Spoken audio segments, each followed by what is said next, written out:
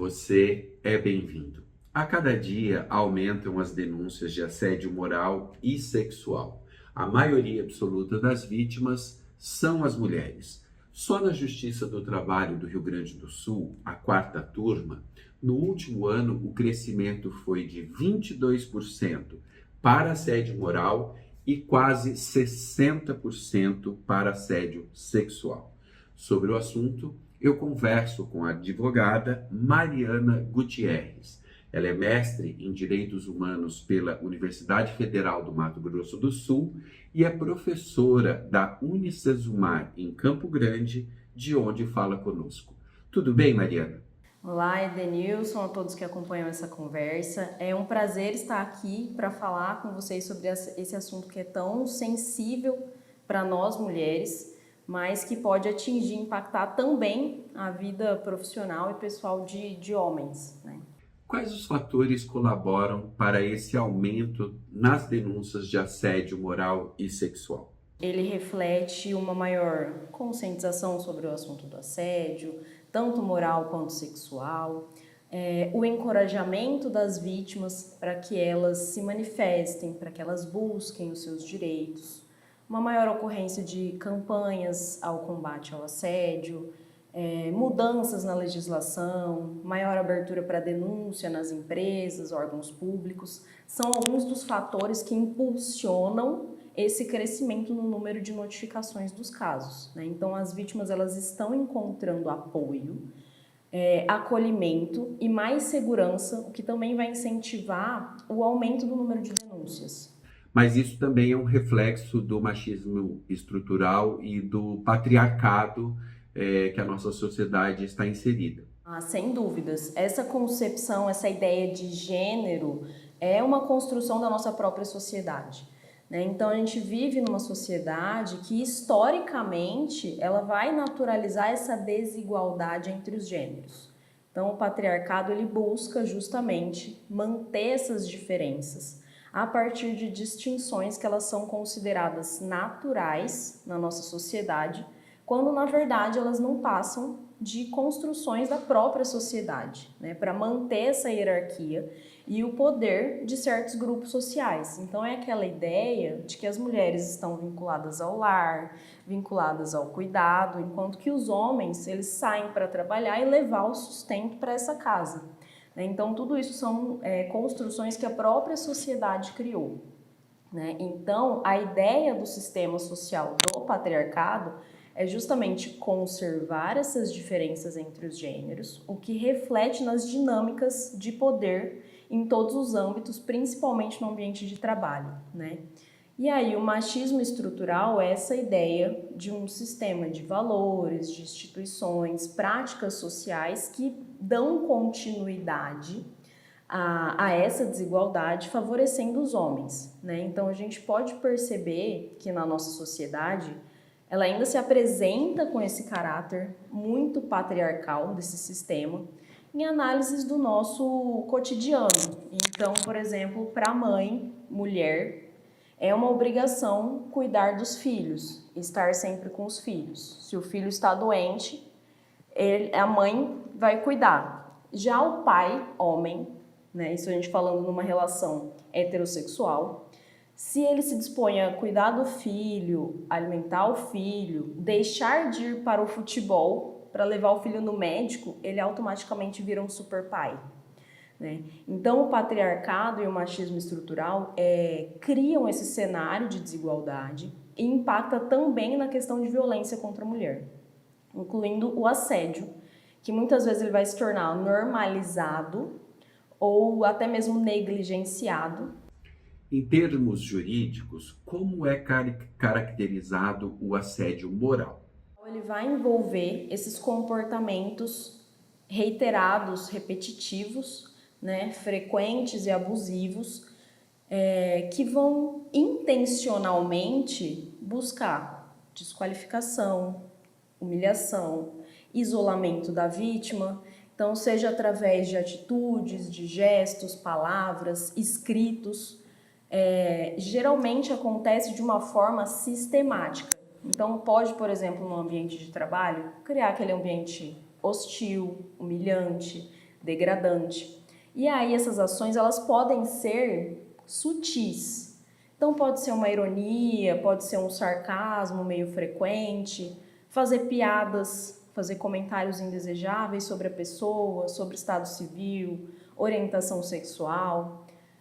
Com relação ao trabalho, pedir sem necessidade, trabalho urgente, sobrecarga de tarefas, ou então o inverso, né? Não atribuir nenhuma tarefa para esse funcionário, ignorar a presença dessa pessoa. Então, tudo isso caracteriza o assédio moral de uma forma mais sutil, mas também pode ser algo mais explícito e efetivamente ter algum tipo de grito, ofensa, humilhação mais clara, né? Então, o objetivo do assediador no assédio moral é justamente desestabilizar emocionalmente a vítima. A gente pode falar também que duvidar da capacidade do outro, né, o capacitismo, julgar que a pessoa não tem habilidade para executar determinada tarefa baseada em valores não palpáveis, é também uma forma de assédio moral? É uma forma mais sutil, por quê? Porque pode acontecer ali no dia a dia, achando que a pessoa não é suficientemente capaz de fazer uma ou outra coisa, e isso se encaixa em todos os âmbitos da vida. Seja, por exemplo, praticar um esporte novo, iniciar alguma coisa nova na carreira. Então, para tudo isso, pode ser considerado como alguma violação moral. E em termos jurídicos, como que é caracterizado o assédio sexual?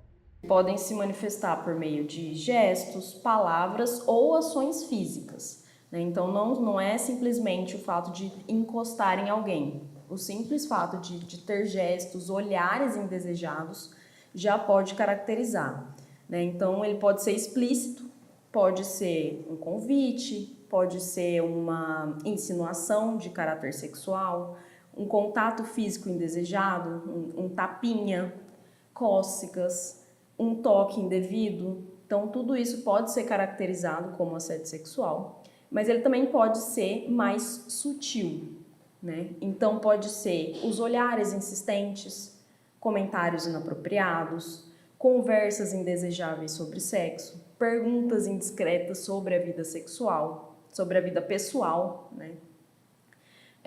Então, isso tudo caracteriza o assédio sexual. E aí, no ambiente de trabalho, já tem essas duas categorias, vamos dizer assim, que poderia ser um assédio sexual por chantagem, quando a aceitação ou a rejeição de uma investida sexual ela é determinante para que o assediador tome uma decisão favorável ou prejudicial no trabalho em relação a essa pessoa assediada, por exemplo, né? Ou pode ser mesmo por intimidação, que abrange as condutas que vão resultar um ambiente de trabalho mais hostil e intimidador. E sempre envolve relações de poder e hierarquia? Na maioria dos casos, sim, mas principalmente nos ambientes de trabalho, mas não é uma regra, né? Então, essas condutas, elas podem acontecer entre colegas, né, sem uma necessidade de ter uma hierarquia formal, entre superiores e subordinados e até mesmo envolvendo pessoas fora da instituição, público, diverso, né? Então, o assediador, muitas vezes, ele vai se utilizar dessa situação de poder ou de intimidação da vítima, e aí a vítima vai se sentir fragilizada e com receio de sofrer represálias, né? Com receio de, por exemplo, perder o emprego ou ser marginalizada no ambiente de trabalho ou no seu local social onde ela se encontra, né? Então, o assédio sexual, ele se tornou crime há mais de 20 anos, né? Então, é um crime previsto lá no 216A do Código Penal. E o assédio sexual, para ele ser um crime previsto lá no Código Penal, ele vai necessariamente ter essa relação de hierarquia, né? Então, vai ter que ser praticado por um superior hierárquico em face, né, de alguém que está ali como um subordinado. Então, o assédio, ele pode ocorrer pelo simples constrangimento da vítima ou mesmo pela prática contínua desses atos constrangedores.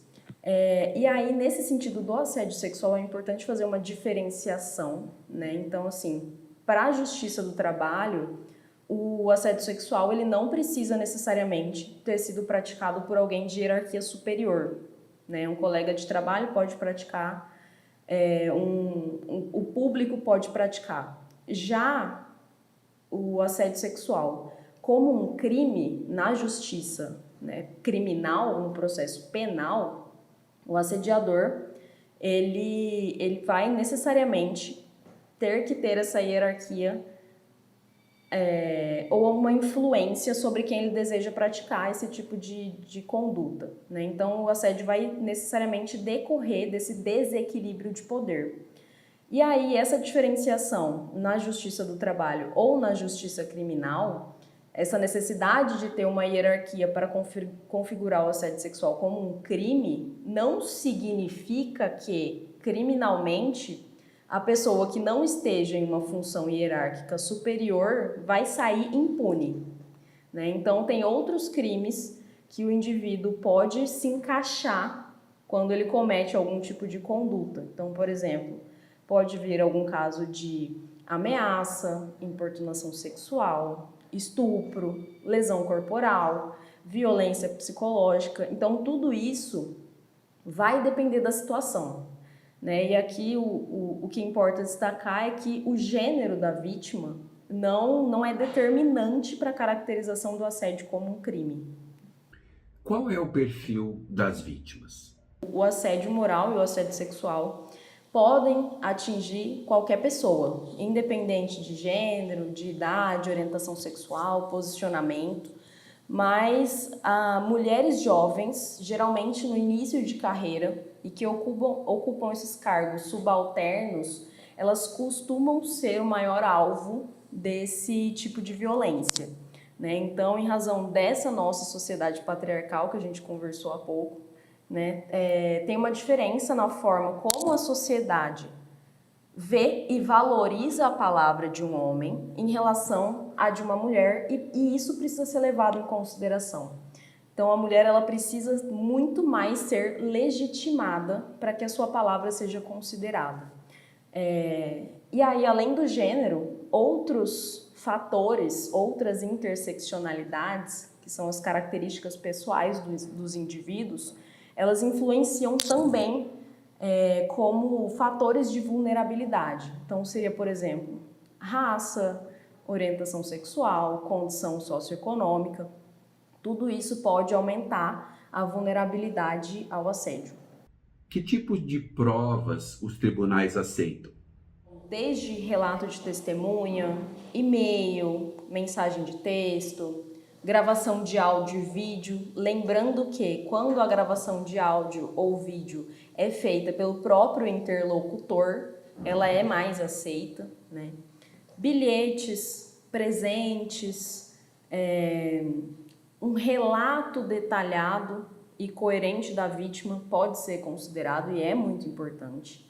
Então, é importante que a vítima faça os registros dos episódios de assédio. Então, anotar datas, locais, quem estava presente, o que aconteceu com o máximo de detalhes possível. Então, essas informações todas, elas são cruciais, elas são fundamentais para a comprovação dos fatos, né? Isso ocorre porque, em muitos casos, esses crimes eles são cometidos sem que tenha pessoas por perto, sem que tenha alguém para falar, não, realmente eu vi que isso aconteceu, né? Então, os atos eles não são praticados em público, o que dificulta muito essa comprovação. Então, as informações prestadas pela vítima, nesses casos, ela tem muita relevância. Por isso que é importante ter o máximo de detalhes e informações consolidadas, né? Que você tenha certeza daquilo que você está falando. Então, o acolhimento da palavra dessa vítima é de fundamental importância nesses casos, assim como proteger justamente a integridade física e psicológica dessa pessoa, né? O seu direito ao silêncio e a preservação da sua identidade, né? Então, são fundamentais para evitar uma reprodução de novas violências e a revitimização dessa pessoa. Existe um princípio no direito que a pessoa não pode, não precisa produzir provas contra si. Mas como você falou, geralmente as situações de assédio ocorrem sem testemunhas. Neste caso, a pessoa que está sendo assediada, se ela gravar um áudio, se ela gravar um vídeo desse momento em que ela se sente assediada, isso tem valido como prova, sem a outra pessoa saber, né? Tem valido como prova nos tribunais?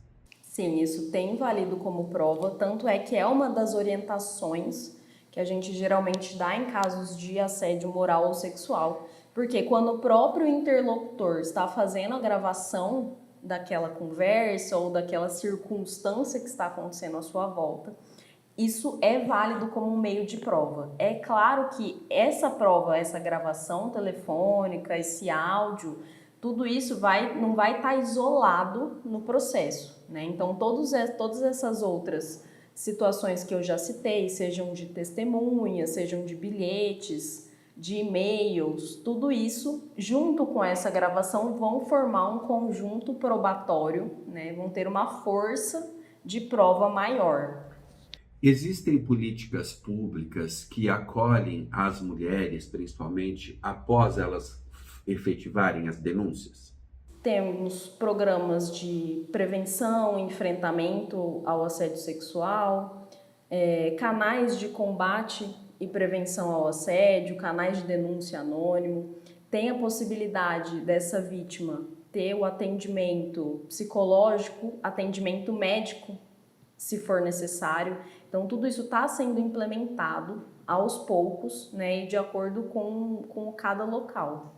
E como que a mulher, então, pode saber onde fazer a denúncia, a quem ela deve recorrer em caso de assédio?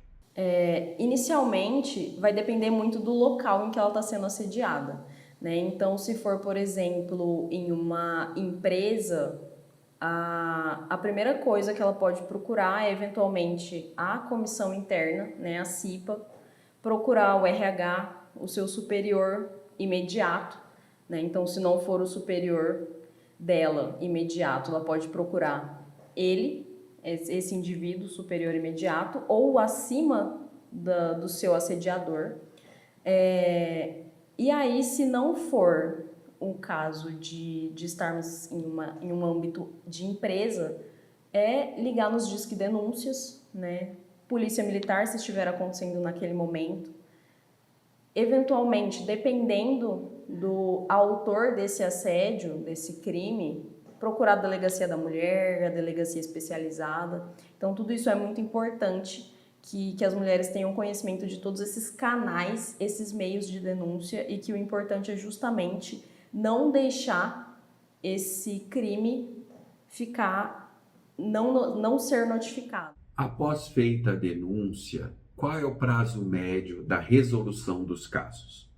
Depende da complexidade do caso e da quantidade de provas. Então, em geral, processos de assédio moral e sexual na Justiça do Trabalho podem levar de alguns meses até alguns anos, né, para serem resolvidos. Já investigações em processos criminais já são um pouco mais demorados, né? Principalmente porque a gente começa com uma tramitação na delegacia de polícia. Então, vai ter toda a fase de investigação antes disso virar um processo judicial, um processo criminal contra o autor desses fatos. Então, só depois que passou por toda a tramitação da delegacia de polícia é que vai iniciar um processo criminal. E aí isso vai variar de acordo com a complexidade do caso e com as provas que forem apresentadas pela vítima naquele momento. E quais as penas têm sido aplicadas aos assediadores? Se o assédio acontecer no âmbito da iniciativa privada, de empresas, né, pode variar desde advertências, suspensões, até demissão por justa causa, já que é uma falta grave, né? E aí aqui eu já me importo para destacar que é possível que a própria empresa seja obrigada a indenizar a vítima, dependendo das circunstâncias em razão do assédio. No caso de órgão público, pode gerar a abertura de um processo administrativo disciplinar com aplicação das penalidades. No caso de questões trabalhistas, né, pode ter, isso no caso das questões trabalhistas, né? No caso das questões criminais, pode resultar desde detenção, né? E aí vai depender de qual foi o caso. E as penas elas têm se tornado mais rigorosas à medida que a sociedade se torna menos tolerante a essas práticas. Como as empresas e órgãos públicos devem agir para evitar os assédios? As empresas e os órgãos, eles devem implementar essas políticas claras de combate ao assédio, devem implementar os canais de denúncia, canais que sejam acessíveis e seguros, né? Além de promover treinamentos, palestras, oficinas sobre o tema, oferecer apoio psicológico e orientação a quem se julgar vítima do assédio também é fundamental. Evitar fazer essa revitimização, evitar fazer com que a vítima se sinta coagida a não denunciar o que aconteceu com ela. Então, também é fundamental que essas denúncias pelas próprias empresas e pelos próprios órgãos públicos sejam tratadas com seriedade, né, garantindo o sigilo e proteção às vítimas e que os responsáveis sejam devidamente punidos para criar justamente esse ambiente de trabalho mais seguro, fazendo com que as pessoas mais vulneráveis sejam ouvidas e sejam entendidas como dignas de receber toda essa atenção e também para coibir que novas circunstâncias, novos casos como esses aconteçam. E para as vítimas, quais as dicas você dá para elas reagirem aos assédios? Em primeiro lugar, é importante que a vítima não se sinta culpada, né? Denunciar o assédio é um ato de coragem. Então, buscar canais de acolhimento, buscar a CIPA, né, que é a Comissão Interna de Prevenção de Acidentes e de Assédio, sindicatos profissionais, buscar órgãos representativos de classe, buscar o RH da empresa, comunicar o gestor. É importante tudo isso para enfrentar a situação e garantir que a denúncia seja encaminhada para onde ela deve ser encaminhada, né? Então, eu deixo claro, né, que é muito importante que essas denúncias feitas para esses indivíduos sejam feitas por escrito, que você tenha consigo, que você mantenha uma cópia, de preferência com um recebi em assinatura e data, para que a vítima se resguarde, falando, não, eu procurei fulano de tal em tal data, tá aqui o documento, ele assinou. Então é importante que quando essas primeiras denúncias forem feitas, forem comunicadas, seja feito por escrito, né? Então, se possível, além disso, compartilhar o acontecido com alguém de confiança também é importante, pedindo para que essa pessoa tenha atenção às interações entre entre a vítima e o assediador, evitar ficar a sós com essa pessoa assediadora, né? Ou então, se possível, registrar, gravar cada diálogo, cada interação que for necessária. Então, se possível, buscar reunir provas com essas mensagens, gravações, laudos médicos, laudos psicológicos, receitas médicas, bilhetes, presentes, tudo isso é importante, além, é claro, de testemunhas, né? Pessoas que estão à sua volta podem acabar sendo muito importantes nessa fase, né? Não só para apresentar tudo isso para a empresa ou para o órgão, mas para uma eventual ação, seja na esfera trabalhista, na esfera criminal ou mesmo na área civil, né? Pedindo uma indenização, por exemplo. Então, procurar apoio jurídico e psicológico também é essencial para a própria saúde, para arrumar meios, para arrumar forças, para reunir essas evidências do assédio para sair dessa situação, né? Então, o combate ao assédio é um dever de todos nós como cidadãos e a gente não pode se deixar combater. Mariana, obrigado pela entrevista. Eu que agradeço, Edenilson, pela oportunidade de falar sobre esse tema tão importante. Eu espero que eu tenha contribuído de alguma forma. Obrigado pela atenção. Até o próximo vídeo.